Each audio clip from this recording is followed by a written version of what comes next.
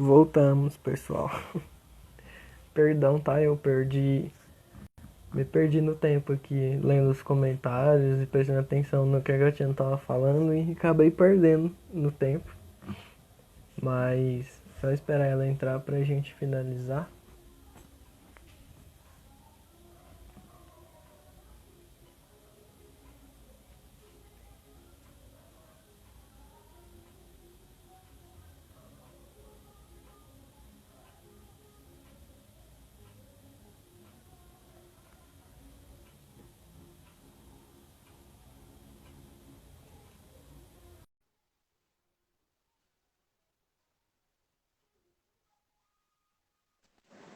Oi.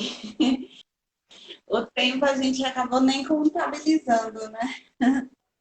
Não, eu tava olhando, mas aí eu comecei a ler o comentário do pessoal, eu vi que faltava 5 minutos ainda. Eu falei, dá tempo de ela responder mais um. E deixei falando, né? Foi, apareceu aqui 30 segundos. Ah, entendi.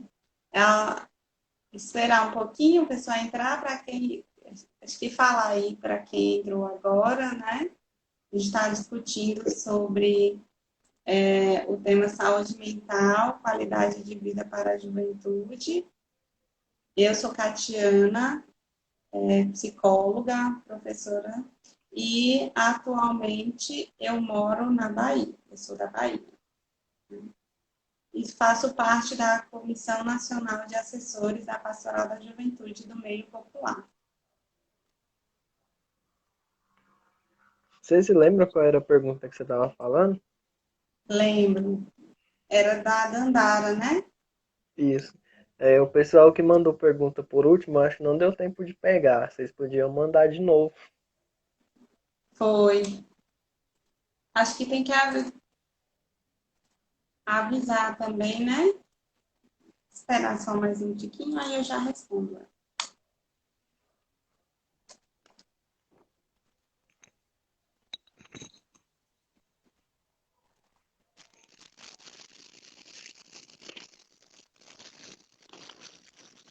Olá, Bruna, Felipe, né? Apareceu bastante gente, Bianca, Stephanie, Rogenildo, Rogenildo, que faz teatro, né? Olá, Rafa. Eu acho que eu vou falando um pouquinho da pergunta de Dandara e aí as outras pessoas que forem tendo né, pergunta, bate-papo. Oi, Jai, tudo bem?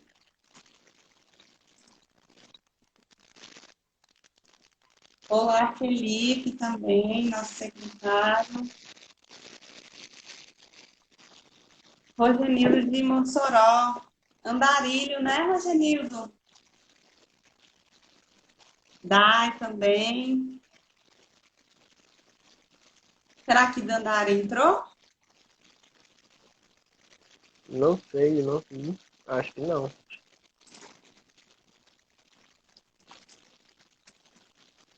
Mas acho que você já pode ir falando já. Tá, então vou começar, vou continuar falando. A pergunta de Dandara foi relacionada à precarização do SUS, né? De como que nós poderíamos participar aí para que permanecesse ou que tivesse essas, essas questões. Oi, Lua, Brenda. O que podia permanecer aí relacionado a fortalecer que esses serviços eles chegassem à população mais pobre, né? Enfim, que ela trouxe. Então, como eu estava falando, a gente tem alguns serviços de atenção psicossocial que em alguns municípios eles acabam não sendo contemplados. É importante, o primeiro passo é importante que a, a juventude ela ocupe espaço e ela opine nas construções das políticas públicas através das conferências, né? Então, tem conferências municipais, estaduais, e regionais, às vezes, a depender da localidade, de saúde. Então, é importante que participe para opinar e dizer sobre essas questões. E as outras questões é a ausência de serviços da atenção psicossocial. Que aí nós temos os CAPs, que é o Centro de Atenção Psicossocial, aí tem esses CAPs relacionados às crianças, né? Então, o CAPs infantil, tem o CAPs álcool e drogas, tem o CAPs direcionado à saúde mental, que são os transtornos mais específicos. Então, a gente tem aí a precarização. Muitos municípios.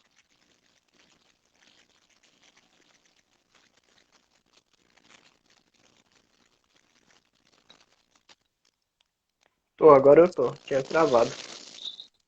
É que fizeram uma ligação aqui, aí acabou travando. Né? E aí é importante a gente identificar que esses serviços, eles precisam chegar a essa população. Só que tem a ausência desses profissionais, porque ainda existe uma crença que acha que esses profissionais não devem inserir esses serviços. E os psicólogos, eles são só aqueles profissionais que têm que ficar nos consultórios e realizar os atendimentos. E, na verdade, não. Hoje, dentro da área da própria psicologia, a gente tem diversos campos de atuações. E um deles é diretamente no Sistema Único de Saúde. Só que, pelo fato de não ter concursos, a precarização de concursos, né? As prefeituras trabalharem somente com contrato, às vezes muitos municípios não chegam. Então, é importante a participação para fazer essa cobrança, para exigir que se tenham os concursos públicos, para que este profissional adentre, né, esses serviços e ocupe esses lugares, juntamente com os médicos psiquiatras também, mas os médicos ainda têm mais acessibilidade. E um outro ponto que eu levantei é a gente se atentar que está tendo aí um problema de sucateamento também do campo da atenção psicossocial, que é o caso das comunidades terapêuticas que estão correndo o risco de, a grande escala, né, e os manicômios retornarem, porque hoje o que substitui o manicômio são os centros de atenção psicossocial. Tem os leitos também nos hospitais, que são os leitos de saúde mental, que eles também têm que ser direcionados, têm que ter esses leitos nos hospitais. Então, é importante a exigência neste sentido. E aí eu faço uma ressalva que a gente tem que tomar muito cuidado. Muitas vezes tem muitos jovens que estão nesse processo de adoecimento relacionado a álcool, drogas, né? E as famílias querem obrigar que esse jovem vá fazer um tratamento, ele fique aprisionado, ele fique um tempo isolado para poder se desintoxicar e fazer todo esse processo. E muitas vezes o que acontece? Existem algumas comunidades, pela ausência, né, desses serviços no Sistema Único de Saúde, acabam fazendo o quê? Levando essas pessoas para as comunidades terapêuticas e não para um CAPS, por exemplo, que é um centro de atenção psicossocial. As pessoas ainda, a população ainda fica com receio de frequentar o CAPS, porque o CAPS, como eu falei, ele tem diversas vertentes, mas quando você vai buscar, por exemplo, tem CAPS específico para álcool e drogas. Pela ausência em alguns municípios, acaba sendo direcionado para um CAPS de saúde mental, que muitas vezes tem. E aí quando não tem, as pessoas acabam levando para as comunidades terapêuticas, que é para fazer esse processo de desintoxicação. Só que muitas vezes o que acontece? Essas comunidades terapêuticas, elas acabam sendo atreladas a alguns espaços religiosos. E tem que tomar muito cuidado de como é o funcionamento dessas comunidades terapêuticas. Porque a pessoa ela pode fazer o processo de desintoxicação por livre e espontânea vontade, sem ser obrigada, né? Ela tem que querer fazer este processo, mas não necessariamente ela precisa fazer os processos religiosos. A religião dela tem que estar ali presente, mas presente no sentido de ela ter a fé dela, a qual ela acredita. Em muitos casos chegam até esses espaços e não tem esse convívio, essa proximidade, às vezes, com a religião, e acaba gerando um conflito, porque essas comunidades terapêuticas, elas acabam levando para que essas pessoas façam o tratamento como se fosse um dos princípios principais, a, a institucionalização da religião. E a gente tem que tomar muito cuidado. A gente tem jovens que fazem parte de diversas religiões. Imagine chegando num espaço desse, né? E já elencando aqui com uma pergunta do Rogenildo, que ele fez, se eu não me engano, foi também do SUS com as comunidades quilombolas, acho que é isso. Deixa eu Ele ver. colocou assim, sabemos que temos uma política de saúde mental. Não, não foi essa. Essa daqui foi alguém que mandou por último. Peraí, acho que eu estou me encontrando aqui. Ele colocou, sabemos que temos uma política de saúde mental no SUS. Como você vê essa política nas comunidades tradicionais? Então, nas comunidades tradicionais, muitas vezes esses serviços eles acabam não chegando, né, Rogerinho? Porque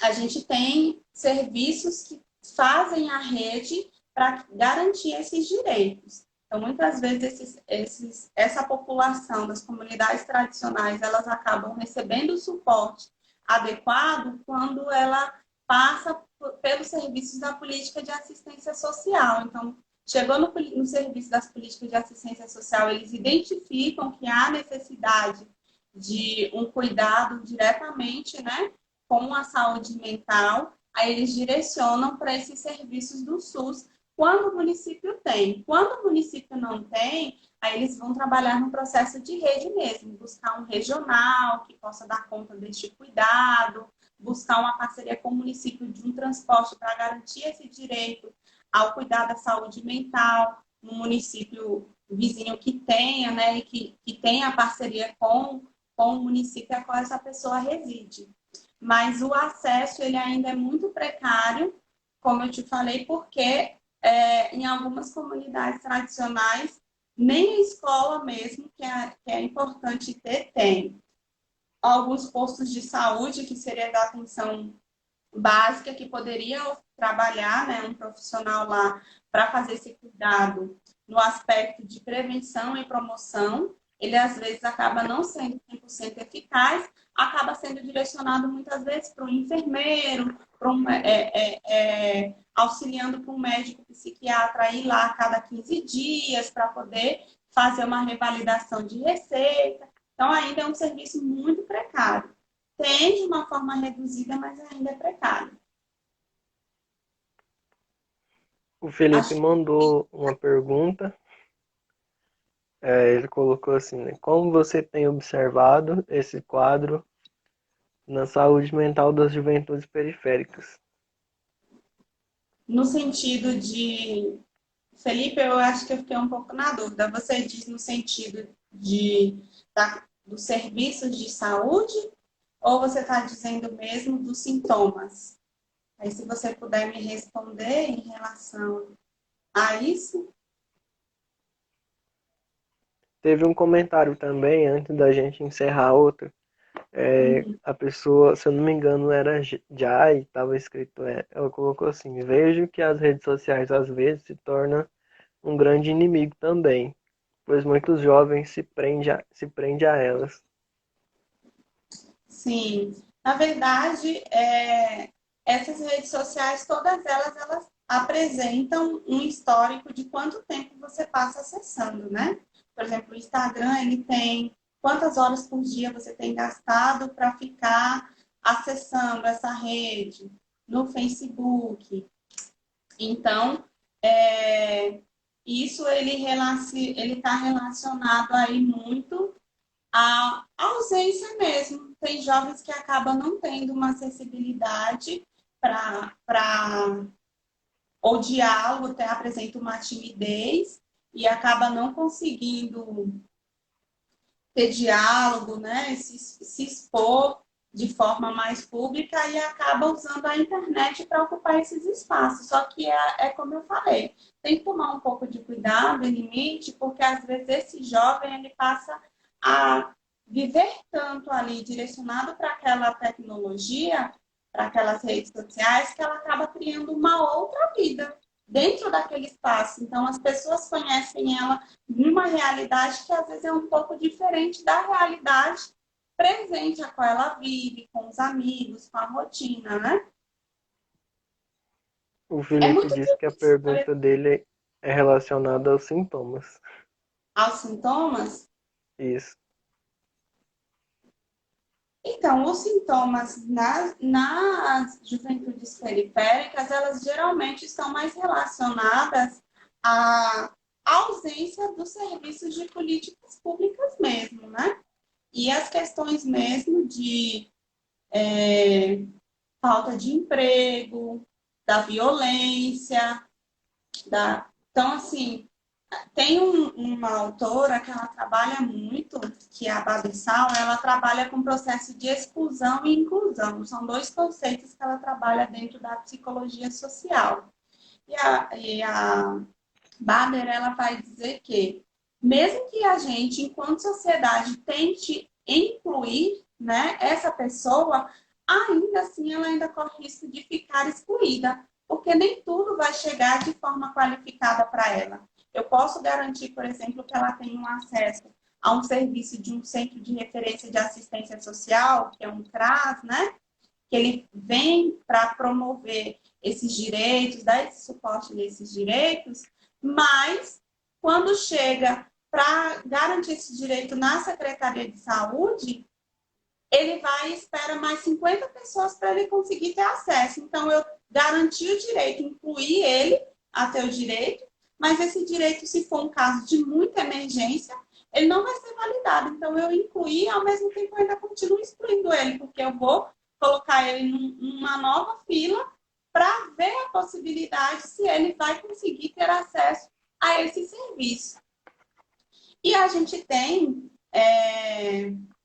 dentro da psicologia, tem um autor que ele trabalhou muito com as populações periféricas e ele gostava de trabalhar muito com as comunidades, que é o Martim Baró, né? Não sei se alguém já ouviu falar dele, mas o Martim Baró, ele era um psicólogo social e que ele também atuava na prática religiosa. Ele era um sacerdote jesuíta.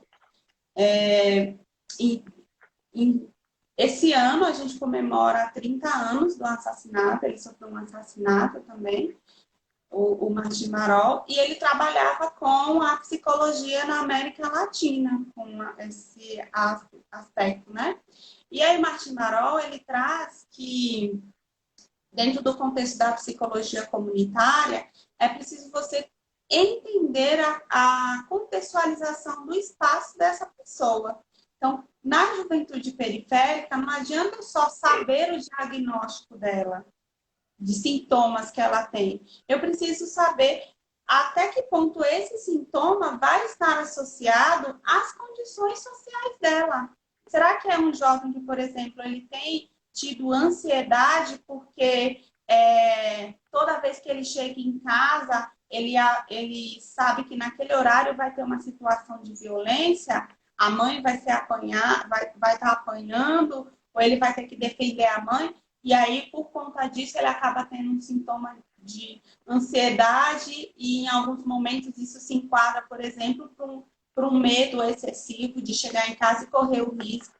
Então, assim, você vai ter que entender muito esses contextos sociais relacionados. Às vezes, a ansiedade ela pode estar numa situação dessa, ou ele pode ficar ansioso porque ele se sente incapaz de passar num Enem. E aí entra as questões de raça, às vezes esse jovem negro, ele já vem culturalmente recebendo as informações que a sociedade sempre coloca de que ele não é capaz de ocupar um espaço, de se qualificar.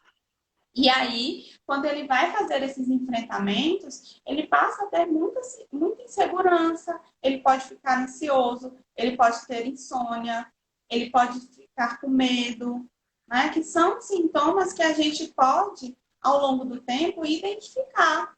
E também perceber que a ausência a preocupação de não ter um alimento em casa para comer, a preocupação de não ter um estudo qualificado para poder conseguir arranjar um emprego para dar o subsídio dentro de casa.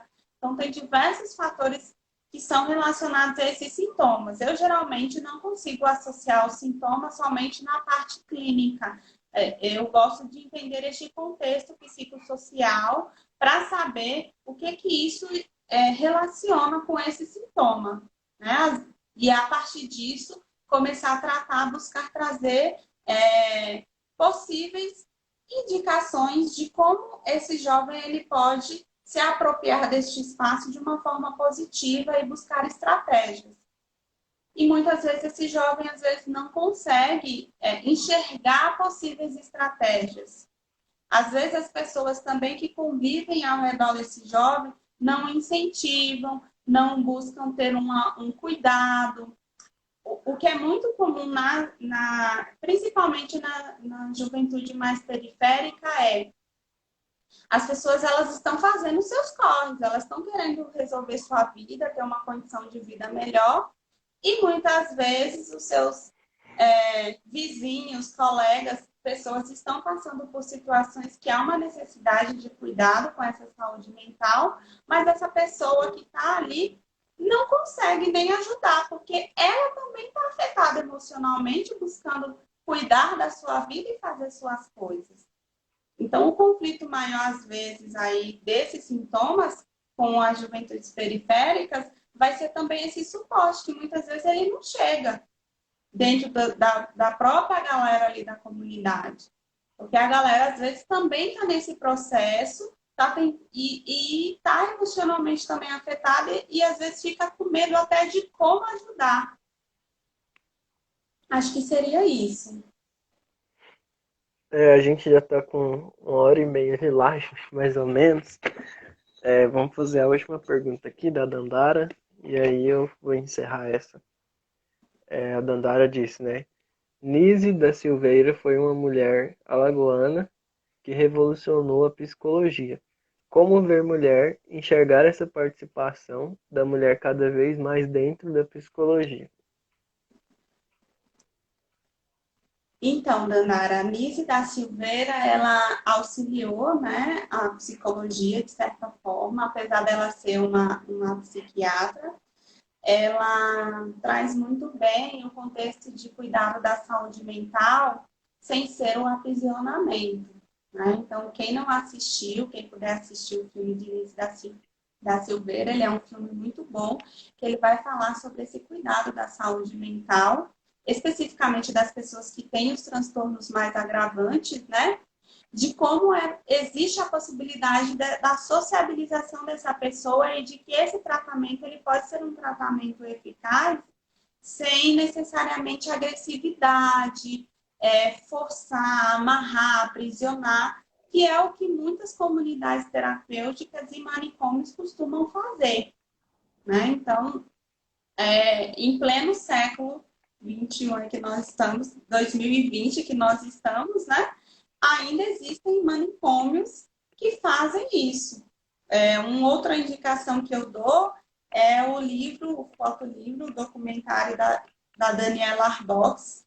É uma jornalista que ela traz esse contexto do Holocausto Brasileiro, o Hospital de Barbacena, e aí ele traz esse espaço da loucura como um processo de sofrimento psíquico, né? Então, assim, no hospital, por exemplo, de Barbacena, as pessoas eram enviadas para lá sem ter nenhum diagnóstico específico. Elas eram enviadas por um processo de exclusão. Ah, você é mulher pobre e preta, não pode ficar dentro da cidade. Então, eu vou e mando você para o hospital. E lá dentro do processo, né, do hospitalar, a pessoa acaba adquirindo um processo de adoecimento psíquico. Assim, é um livro muito forte, mas ele também tem um documentário. Então, quem buscar o Holocausto Brasileiro vai ter essa informação. Em relação à participação da mulher dentro da psicologia, a gente, na verdade, é uma profissão majoritariamente feminina, né? Então, nós temos mais de 17 mil, pelo menos no estado da Bahia, nós temos muitas psicólogas mulheres, e hoje a gente trabalha com um processo de alteração na escrita, né? Porque as nossas documentações, ela foi direcionada à escrita para a nomenclatura masculina. Então, quando a gente fala de gênero, a gente tem buscado trabalhar com a escrita mais feminina. Então, a gente coloca uma escrita para causar incômodo, que a gente chama de gendramento. Então, quando a gente vai colocar, a gente coloca sempre a escrita feminina primeiro, uma barra, né, transversal, e a escrita masculina depois. Porque isso, na hora que a pessoa vai ler, vai causar um incômodo. Ao invés de eu colocar, por mais que a língua portuguesa ela traga que existe, eu posso colocar psicólogo e eu contemplo homem e mulher, né, na questão do gênero. Então, isso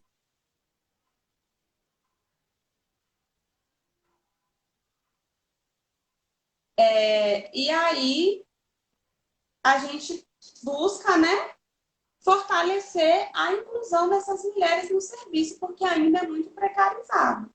A gente, dentro do serviço público, nem todas as políticas públicas ainda têm esses profissionais, porque ainda a profissão é vista como uma profissão elitista. Mas existem já vertentes da área da psicologia que ela está diretamente ligada a essa população, a população mais vulnerável. Então, serviços, né, mais específicos das políticas públicas de assistência social, por exemplo, esse profissional já está inserido. Teve uma pergunta antes da Dandara, do Ai, olha, tem rapaz umas lá de pessoas Mossoró. Deixa eu ver seguindo. se eu acho que aqui o Rogenildo, ele colocou assim, né? Hoje eu estou no Conselho Municipal de Saúde em Mossoró. Como você vê o controle social na área da saúde mental? Então, na área da saúde mental, o aspecto do controle social, ele ainda é muito precário. A gente tem uma grande dificuldade de inserir os profissionais de psicologia para poder fazer parte desse controle social, porque alguns municípios eles acabam escolhendo a dedo, né, os participantes, às vezes, para inserir. No meu estado, especificamente na Bahia, a gente tem trabalhado com controle social da seguinte forma: o profissional da região que tem acompanhado os conselhos municipais de saúde verifica que vai abrir a candidatura, né, para escolher os conselheiros, os representantes ali. Eles mandam para o Conselho Regional de Psicologia da Bahia e o Conselho Regional de Psicologia da Bahia auxilia nas documentações para a participação dessa pessoa. Mas, assim, é muito importante que esse profissional ele possa aderir nesse Conselho Municipal de Saúde justamente para ele solicitar a inserção da política, né, de saúde mental aí diretamente. Então, acho que é muito importante nesse aspecto. Eu acho que é importante também a gente não deixar de falar que e a gente fala de saúde, mas as questões não só sociais, mas a educacional também, ela tem afetado muito essa juventude. Né? Então, a gente está num cenário agora atual que tem muitos jovens que estão sem acesso à internet, né? Estão com exclusão digital e que não estão conseguindo seja fazer suas aulas de faculdade, seja para quem está no ensino médio, ter esse suporte desses professores também nessas aulas que estão sendo de formato remoto. Então, isso também tem impactado. Impacta porque, se presencialmente, né, essa juventude às vezes já tem dificuldade com acesso a esse ensino, um ensino de qualidade, imagine neste formato agora que nós estamos da pandemia. Então, é importante a gente também falar sobre isso, porque a educação também ainda é um caminho que promove esse acesso para que esse jovem ele busque aí ter um cuidado a mais com essa saúde mental. Tá certo, né? Então acho que chegou o momento da gente encerrar. Eu queria que você deixasse uma mensagem para os nossos jovens da pastoral. Então, eu queria dizer, né, aos jovens que, é, mesmo que tenha dificuldade, às vezes, nessas condições sociais que têm impactado a nossa vida, e de qualquer forma, a gente tem a possibilidade de buscar ter esse autocuidado, né? Identificar nos seus grupos, tem algum jovem passando por uma dessas situações, né? Marca o suporte, identifica se apresenta algum dos sintomas que eu falei, se tem uma dificuldade, se consegue montar uma rede. Então, por exemplo, às vezes no próprio grupo de jovens já busca uma rede, né? O grupo de jovens montar uma rede de profissionais que possam se dispor para dar esse suporte, ou os serviços que tem no município e região que atendem essas demandas de cuidado de saúde mental, para quando identificar, fazer o encaminhamento para dar esse suporte, né? E cuidar da qualidade de vida. Então, ouçam música, dancem, vejam o filme que gostam, façam exercício desde o básico maternidade, né? Façam coisas que te dê prazer, porque isso, de certa forma, Depois, ajuda a sossego. sua qualidade de vida. Então, seria isso. E aí, queria agradecer a participação, né, de todos que tiveram, né, Dandara, Felipe, Anderson, o Wendel, tiveram algumas pessoas aqui que apareceram ao longo da conversa, Ariane, Ícaro, algumas pessoas também que deram uma participadinha aí, acompanhando a gente também. Espero também que aí qualquer dúvida que tiver também, pode me mandar uma mensagem que a gente tira alguma dúvida.